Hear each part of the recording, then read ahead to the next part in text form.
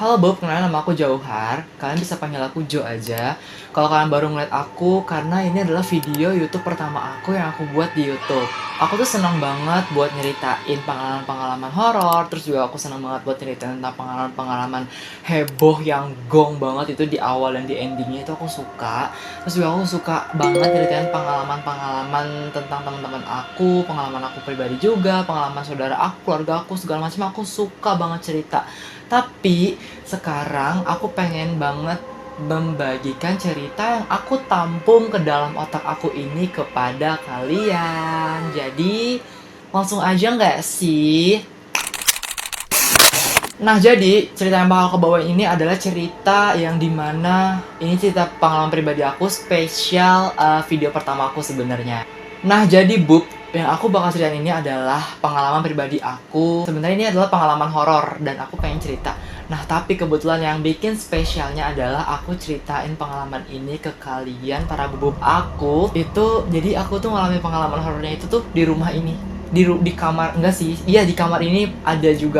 Nah, jadi Bub, awalnya waktu itu aku masih umur 7 tahun. Berarti intinya tuh sekitar tahun 2012 atau 2013-an lah, aku juga lupa. Jadi ceritanya aku nih punya kakak, tapi aku di sini pengen nyamarin nama kakak aku, mama aku, adik aku, bapak aku, semua aku mau samarin ya. Jadi kakak aku ini, aku punya dua kakak. Yang pertama itu namanya Fanny, yang kedua itu namanya Iha. Nah, aku punya satu adik pada saat umur aku 7 tahun itu. Adik aku tuh masih berusia 1 tahunan atau 6 bulan, aku nggak tahu sih, intinya masih kecil banget, baru banget lahir. Aku nggak tahu umur pasti adik aku waktu itu, tapi intinya saat itu tuh adik aku masih kecil, baru banget lahir. Nah, jadi pada awal waktu itu pagi di hari Minggu, kakak aku yang kedua yang Iha ini itu pengen ke warung. Nah, kebetulan di depan rumah aku nih itu dulu tuh kayak kebon, jurang. Sebenarnya kebon biasa aja sih, Bu, kayak jurangnya tuh nggak terlalu tinggi, yang emang tuh dataran rendah aja daripada rumah aku gitu kan. Jadi kayak rumah aku di atas, terus ini kayak ada kebun ke bawah gini, terus itu ada pohon kelapa, pohon singkong,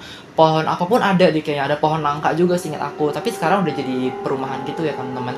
Nah, jadi waktu itu kakak aku tuh pengen ke warung. Nah, seperti yang aku bilang tadi, depan rumah aku itu jurang. Jadi ceritanya pas kakak aku baru keluar dari halaman rumah aku, kan jadi rumah aku tuh jalannya setapak aja, Bu.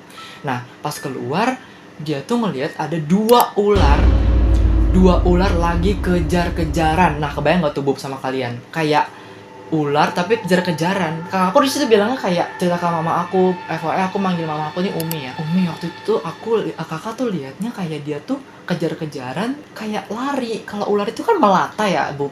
Jadi kayak harusnya tuh kayak gini gitu kejar-kejaran. Tapi itu tuh kayak lari, kayak punya kaki kayak gitu. Nah, terus di situ aku ini baru ingat setelah kakak cerita kayak gitu. Sebenarnya kakak tuh ngeliat ular itu lari langsung menuju ke belakang rumah aku. Jadi kayak ular kan tadi ini rumah aku, ini ular lari di bawah sini. Jadi ular lari dari sini, kakakku keluar dari rumah, ular lari set ke belakang rumah aku, muter. Di belakang rumah aku itu dulu ada pohon nangka nih, Bu. Pohon nangka itu emang gede banget, jujur. Jadi kayak disitulah adem. Maksudnya kalau ada pohon gede pasti adem gitu kan. Nah, di situ mungkin kakakku ngiranya, oh, ularnya tuh mau ke situ karena mungkin tempatnya adem. Tapi kakakku di sini masih mikir kayak, kok tapi ada ya ular yang kayak lari, padahal ular tuh harusnya melata gitu. Siapapun kayaknya yang melihat tuh pasti mikirnya kayak gitu deh. Aku pun kayak gitu.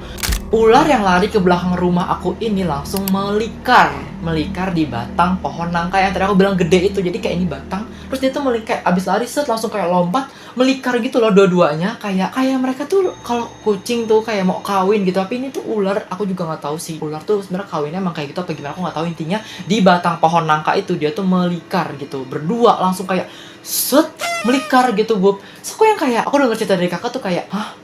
Nggak make sense gitu kan, jujur. Aku baru ingat pas di situ. Itu kan hari Minggu. Di hari Jumat sebelum hari Minggunya, aku itu emang pulang sholat Jumat. Aku inget banget pulang sholat Jumat. Di depan rumah aku tuh emang, jadi rumah aku jalan setapak barulah jurang kayak gitu. Sebelum jurang itu ada kayak selokan kecil. Selokan yang kayak, bener bukan selokan, kayak aliran air dari rumah aku tuh untuk ke bawah gitu. Di situ tuh ada ular warna hijau. Aku inget ularnya tuh kecil, nggak gede-gede banget, kecil lah, kayak 2 jari gini tapi panjang. Dia tuh lagi berdiri begini, jujur serem, diri begini Terus dia bener-bener yang literally diri doang di situ. Emang hal itu aku tuh nggak langsung cerita ke orang rumah, nggak langsung cerita ke umi aku, ayah aku, segala macam, aku nggak langsung cerita. Nah, tapi aku baru cerita pas kakak cerita dia ngeliat ular yang lagi kejar-kejaran itu. Aku baru kayak, oh jangan-jangan ada hubungannya nih. Tapi di situ karena aku masih kecil, aku mikirnya kayak, ah nggak mungkin gitu loh, jujur. Nah di saat itu aku mikir kayak, aku cerita langsung kayak, oh, umi tuh kemarin juga aku lihat gini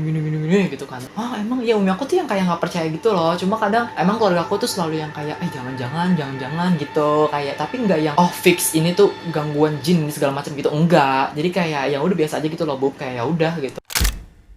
Nah jadi nih ya Bub, ini adalah partnya, maksudnya ini adalah isi dari ceritanya. Jadi setelah hari Minggu itu, malamnya itu malam Senin, aku mau sekolah pagi, inget banget. Jadi waktu itu ceritanya, umi aku itu kan baru abis lahiran adik aku. Kakak aku yang pertama, kalian inget kan? Kakak aku yang pertama itu, si Kak Fani ini tuh memang punya pacar. Saat itu pacaran ini lagi main ke rumah aku, jam 7 malam tuh waktu itu. Lagi main ke rumah aku. Nah, biasalah orang pacaran duduk-duduk gitu di depan di teras, makan martabak, minum ini, minum itu gitu.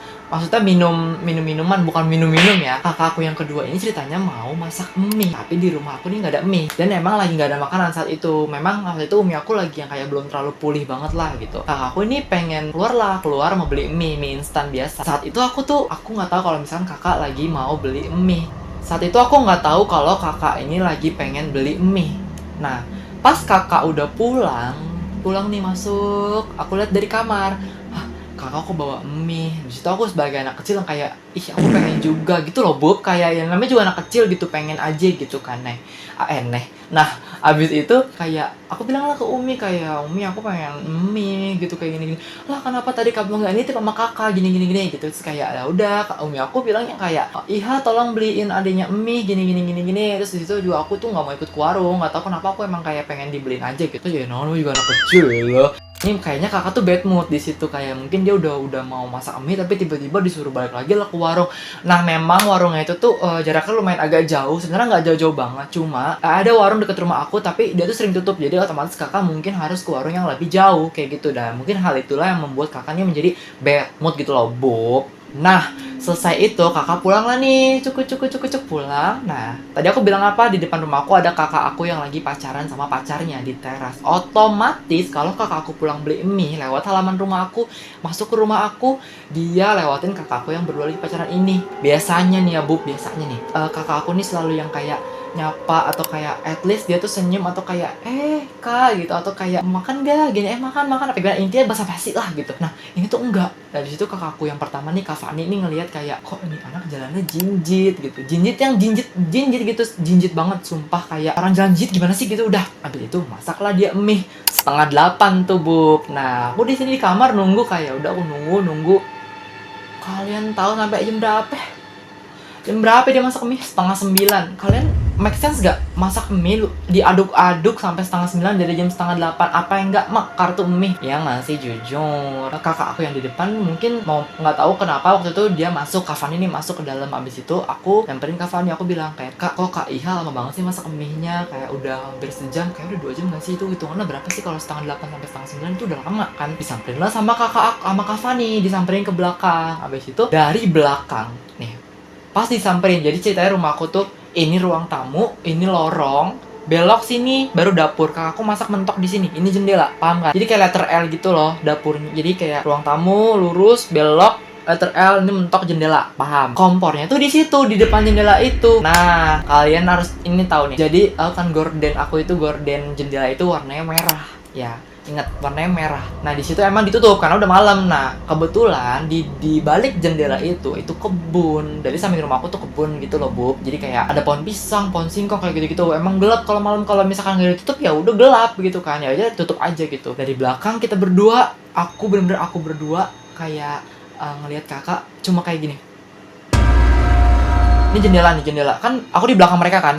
Aku sama Kak Fani di belakang mereka nih, ibaratnya aku nih Kak Iha gitu. Bener-bener cuma ngaduk pandangannya lurus ke depan, kayak kenapa gitu kan. Kita mikirnya di situ kayak ini kenapa ya dia gitu. Terus yaudah kita samperin Kakak Fani, nepoklah pundak Kak Iha begini. pak gitu. Langsung gini, ini garpu langsung kayak pingsan ke belakang. Dia langsung kayak gimana kalian tahu? Dia langsung kayak gini. Dia kayak gini.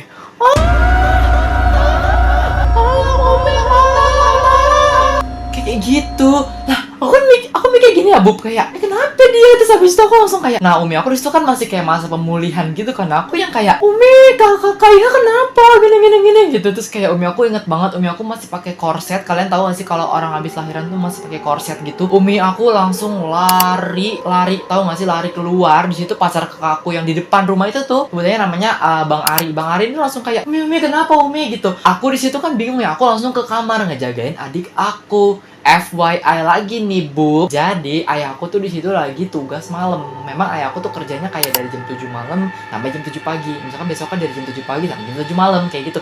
Kebetulan saat itu baru dari jam 7 malam sampai ke jam 7 pagi. Otomatis ayahku nggak ada dong saat itu kan setengah 9 malam ya kan. Karena suaranya rame, teriak-teriak segala macem. Tetangga-tetangga aku kanan kiri ini pada ke rumah dong. Dibantulah itu kakakku yang di dapur megangin si Kak IH ini. Dia masih yang kayak tolong kayak gitu, kayak dia mau nyekek dirinya sendiri, tapi dia tuh sadar, paham gak sih? Kayak misalkan aku kesurupan, aku nyekek aku sendiri, tapi aku sadar kalau aku tuh kesurupan gitu, kayak tolong aku nggak mau ikut gitu. Dia tuh bilang kayak nggak mau ikut kayak gitu loh, Bob. Terus aku di situ mikir kayak aduh kenapa gitu. Aku di situ udah nggak mikirin kayak bercanda. Aku di situ udah kayak fix kesurupan nih Kak IH kayak gitu. Itu warga rame dipegangin lah itu Kak IH kan, kayak dipegangin tuh sama mereka sama tetangga aku, bawa bapak, ibu segala macem. Di situ aku berniat untuk nyusulin Umi aku sama kakak aku nih, Kak Fani yang pertama. Aku lari sekenceng-kencengnya di situ. Dan kalian tahu apa? Ternyata di kampung aku sebagian rumah ini lagi pada mati lampu nih,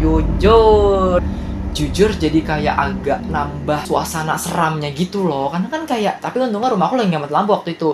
Nah, aku udah tahu banget nih Umi aku nih larinya kemana. Karena ceritanya tuh nggak jauh dari rumah aku itu ada orang, memang tetangga aku yang bisa gitu, yang bisa nanganin hal-hal kayak gini, kayak gitu. Nah, kita tuh mikir kayak, oh pasti Umi lari ke sana, aku ke sana langsung sama kakak aku. Kalau nggak salah juga sama pacar kakakku deh, sama Bang Ari ini. Jadi aku, Kak Fani, Bang Ari lari nyusulin Umi ke sana. Karena kita mikir, oh kasihan dong, Umi aku lagi baru abis lahiran, dia lari kayak gitu kan. Nah, udah kayak gitu, kita langsung nyusulin. Ternyata benar, Umi ada di situ lagi minta tolong.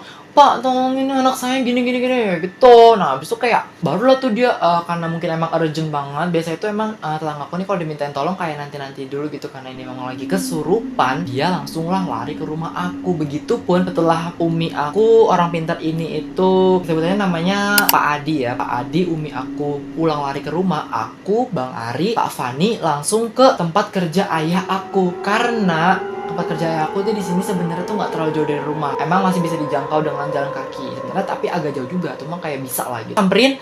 Nah, abis itu ayah, iya lagi gini. Kita jelasin lah tuh semuanya dari awal sampai akhir. Udah pas sampai rumah. Nah, kebetulan si kakak aku yang lagi kesurupan ini nih, Kak Iha ini tuh punya pacar. Sebetulnya Bang Rifki. Nah, Bang Rifki ini tuh kita inisiatif dong nelfon pacarnya aku, kakak aku Kak Fani inisiatif kayak, Rifki, ini lagi kesurupan gini gitu, kayak bisa kesini nggak bentar, siapa tahu kamu bisa nenangin atau gimana kayak gitu. Kita tuh pikiran kita di situ tuh cuma yang kayak pengen cepet-cepet si Kak Iha nih sadar gitu. Dan disinilah baru rumah aku itu rame. Jadi rumah aku tuh pintunya ada dua kayak gini. Itu dua-duanya pas lagi kesurupan itu dibuka dua-duanya kayak gini. Sepanjang pintu ini nih sampai ruang tamu itu penuh sama orang-orang tetangga aku, teman-teman aku, teman-teman ayah, teman-teman Umi, teman-teman siapapun ada di situ berbaris. Dan kita tuh kayak ngasih jalan gitu loh, kayak tengah-tengah ini dikosongin, kita cuma di baris-baris gitu. Terus di situ tuh kita di depan pada bilang yang kayak, kita jangan malang di jalan, maksudnya jangan menghalangi jalan ya, soalnya nanti biar setan tuh keluar gitu, bisa keluar. Di situ tuh temen aku yang ngomong, sebenarnya anak kecil, cuma mungkin di situ memang ada beberapa kerabat juga dan tetangga aku yang ikut juga ngomong kayak gitu. Jadi kita itu sebagai anak kecil ya udah percaya aja nih kayak gitu. Udah. Nah, aku kan baris juga di depan situ kan, kayak di pinggir-pinggir itu. Aku ngedengar kakak aku yang lagi kesurupan nih, Kak IH ini. Nah, aku tuh ngedengar dia tuh cuma teriak-teriak gak karuan sambil tangannya dipencet gini, bener-bener ditekan gini. Saat si Pak Adi yang tadi aku bilang bisa ngobatin ini tuh ditekan kayak gini, kakakku bener-bener teriak kayak kesakitan. Tapi suaranya itu suara cewek, cuma agak berenergi aja gitu, kayak cowok. Suaranya tuh kayak cowok.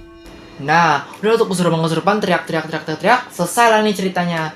Kalian tahu selesai jam berapa? Setengah 11 malam. Dari jam berapa? Setengah 9 malam. Jujur, lama banget gak tuh? Lama banget, Bu. Sumpah. Aku di situ yang kayak udah panik banget. Apalagi ada aku masih kecil. Di situ juga pas saat kesurupan itu tuh umi aku kadang ke kamar adik, kadang ke ruang tamu. Jadi tuh emang diobatinnya tuh di ruang tamu gitu loh. Jadi orang-orang tuh bisa ngeliat gitu. Makanya kenapa jadi rame kayak gitu kan? Karena emang beneran seheboh itu. Gitu. Gue mau bawa anak lo, gue mau bawa anak lo. Kayak gitu. Dia ngomong kayak gitu. Sumpah. Itu sebenarnya iseng karena kejadiannya tuh emang di rumah ini. jadi kayak masih ke bawah aja gitu, cuma kayak enggak lah. Dah, singkat cerita selesai lah kesurupannya. Saya kesurupannya malam itu kakak aku di situ cuma bisa nangis tuh setengah 11 malam. Kayaknya cuma bisa nangis, kita semua keluarga cuma bisa kayak udah tidur, tenangin gini segala macam. Dan pacar kakak aku yang tadi juga tuh datang sebenarnya, dan dia juga kayak di rumah aku sampai malam lah, sampai jam 2-an gitu baru dia pulang buat nemenin kakak aku dulu gitu buat sementara. Di situ juga ada aku. Nah, tidurnya itu di kamar ini. Kalian tahu ini apa? Ini kasur. Ini tuh kasur, teman-teman. Itu kasur. Tidurnya di sini. Jadi ini kasur kan. Bawahnya ini ada kasur lagi di sini. Ini ada kasur waktu itu. Sekarang udah nggak ada. Aku tidur di situ. Kakak aku yang habis kesurupan tidur di sini. Kasur ini dipakein bawang putih gitu jidatnya. Terus kayak aku yang kayak aku masih kecil ya. Aku di situ mikir kayak, jangan-jangan nanti pas aku nengok kakak langsung kesurupan lagi gitu-gitu. Kayak gitu-gitu kan sih, kayak enggak sumpah enggak kayak gitu. Aku mikir kayak cuma perasaan aku aja gitu kan. Terus udah tuh, dan emang ternyata benar cuma perasaan aku aja. Emang di situ kayak kakak udah gak kenapa-napa kok kayak gitu kan. Emang aku aja yang iseng kayak gitu. Nah, udah tuh Bub. Keesokan harinya, besok nih udah besok. Kakak aku barulah mau cerita. Kita tanya-tanya sih sebenarnya kayak emang semalam kenapa sih gini gitu. Itu alhasil aku jadi nggak makan mie ya malam itu, sumpah kayak lapar gitu, tapi udah lupa merasa laparnya karena ya udah serem. Itu pertama kalinya aku ngeliat orang kesurupan, dan itu aku masih kecil, jadi kayak ya udahlah, aku udah nggak mikirin lapar lagi, udah nggak tahu lah jujur.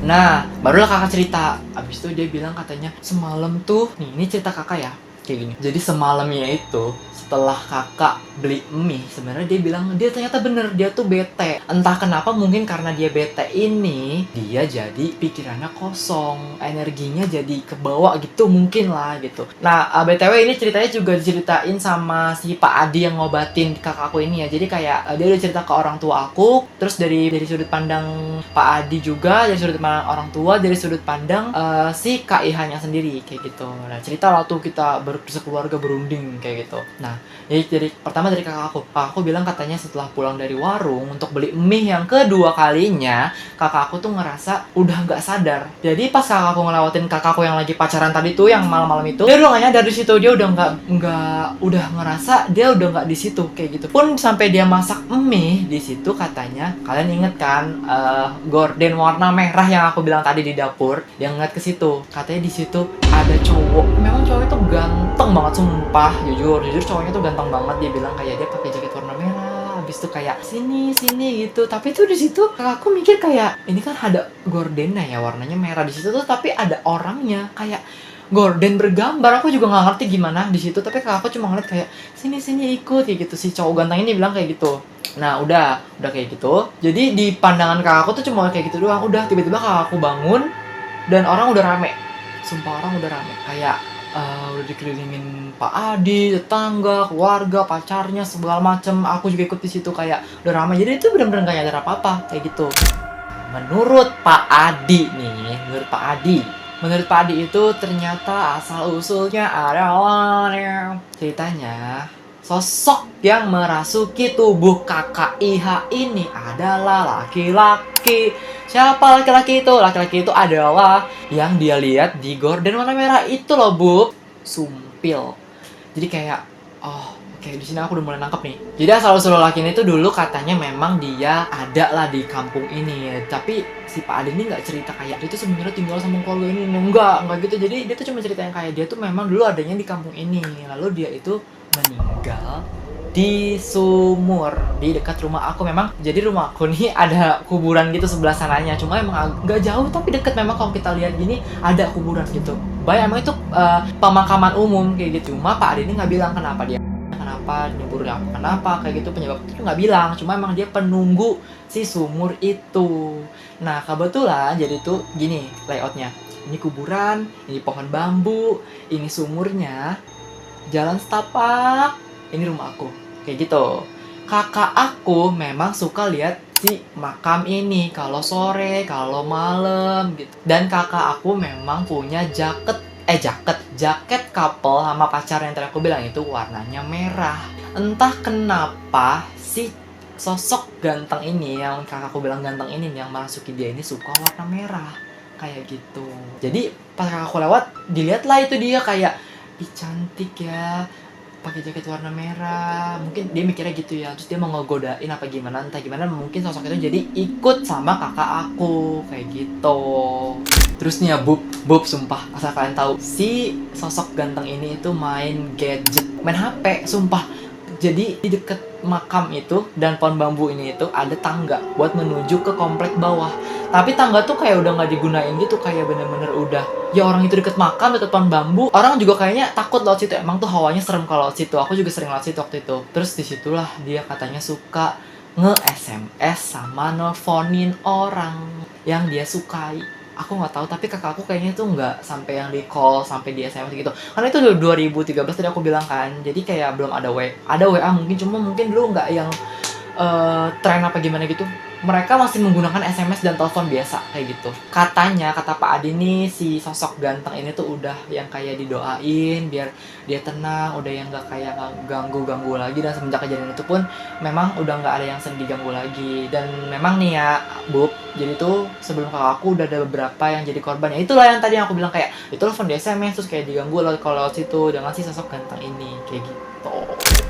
Jadi kita mungkin kirimin Al-Fatihah aja buat si sosok tersebut, karena aku sendiri juga nggak tahu dia ini siapa, asal dari mana kayak gitu. Mungkin biar dia tenang, karena itu kejadiannya juga udah lama banget. Jadi kayak dia tenang di alamnya. Nah Bub, itu dia cerita yang aku mau ceritain dari pengalaman horor pribadi aku dan keluarga aku. Dan itu lumayan yang paling aku inget sih di antara semua cerita-cerita horor yang pernah aku alami, karena emang aku orangnya jarang mengalami kisah horor. Ini pun sebenarnya bukan horor, kayak emangnya lagi kejadian kesurupan aja sama kakak aku. Jadi kayak ya aku nyaksiin kayak gitu.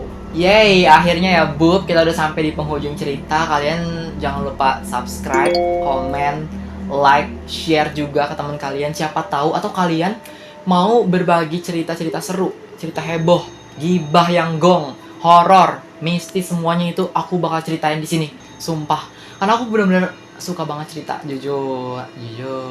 Jadi nanti aku kirimin, aku catat email aku di deskripsi bawah ini. Kalian tinggal kirim aja ceritanya ke situ. Tapi kalian ngiriman tuh gini ya, kayak gini nih aturannya. Jadi nama kalian di subjeknya, nama kalian, strip, judul ceritanya, barulah kalian masuk ke ceritanya. Sebenarnya kalau kalian mau lebih spesifik lagi, setelah nama, strip, judul cerita, habis itu strip lagi boleh kayak masuk ke cerita apa, horor kah, gibah kah, tentang peristiwa kah, atau apakah gitu. Nggak apa-apa, nanti aku bakal bahas dengan struktur cerita aku sendiri yang bakal aku sampaikan ke kalian, kayak tadi yang tadi aku sampaikan ke kalian gitu loh Bub. Udahlah, nggak usah nanya. Oke, makasih banget kalian udah nonton video aku Bub. Tolong jadi bubub setia aku, karena aku benar-benar butuh teman cerita kayak kalian. Jadi kayak please komen apa yang kurang, tolong, kayak karena ini video pertama aku, please komen apa yang kurang. Dan juga ada nggak sih saran-saran gitu untuk aku bikin video kayak gitu, entah dari background aku kah, karena ini benar-benar seadanya, ini benar-benar pure kamar aku nggak ngeset sama sekali, entah dari cara ngomong aku kah atau dari cara editingnya, karena ini aku ngedit sendiri, nge-tag videonya sendiri. Jadi ya karena aku masih pertama kali, dan doain aku teman-teman bubuk aku di luar sana yang nonton aku saat ini, biar akun ini bisa jadi akun gede dan bisa menemani masa luang kalian dan masa gabut kalian dengan cerita-cerita yang sangat seru.